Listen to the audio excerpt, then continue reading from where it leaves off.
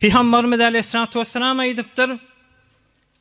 İctenibu es-seb'al mubiqati. 7 tane helaket yani günahdan haberdar olun deyiptir Peygamberimiz Aleyhissalatu vesselam. Sahabalar aydıptır. Ya Resulallah, hanımansuz günah näme? 7 tane kökün gıryan, bilin omuryan günah näme? Bize aytsan deyiptir. Şonda Peygamberimiz Aleyhissalatu vesselam aydıptır. Eşşirku billah. Deslaba Hudaýyň gapdalyna şerik getirsen, gota Hudaý diýsen, sıgyra Hudaý diýsen, sıçana Hudaý diýsen deyipdir. İkilenjisi näme musulmanlar? Es-sihr. Bedduga vermek, sihr etmek, jadu etmek deyipdir. Jadu etmek iki bolýar.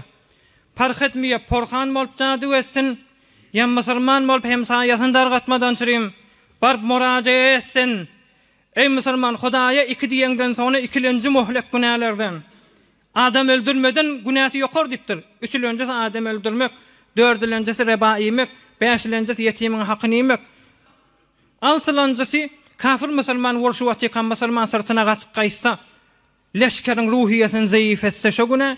Biri de arası pek zenanalara gel akamda ne diye? Arası pek zenanalar ki ruhu haber yok. El-muhsinat, el-mu'minatil gafilat, sonra gel akamda zinakar diye. Maňa zeňgur ýallaý musulmanlar, ganagly ýallar. Öz dogonum men effetime ananak diye. Namaz, dehret, teheccudy geçmeýän analar rahat şey diye. Bu mesele joda dertde ey musulmanlar. Şoň ikilenjisi seher. Hazreti Mahtum Meleşan aýtýar, hak bendesi haka safar, yaman öz pälinden tafar. Hudaýy ortaýlyň. Ýeriňizin mudiriyet edip duran Hudaý Taala bizi mudiriyet eder. Ketubul ansama fa duyufuki ahdawki wa ama wa riyadu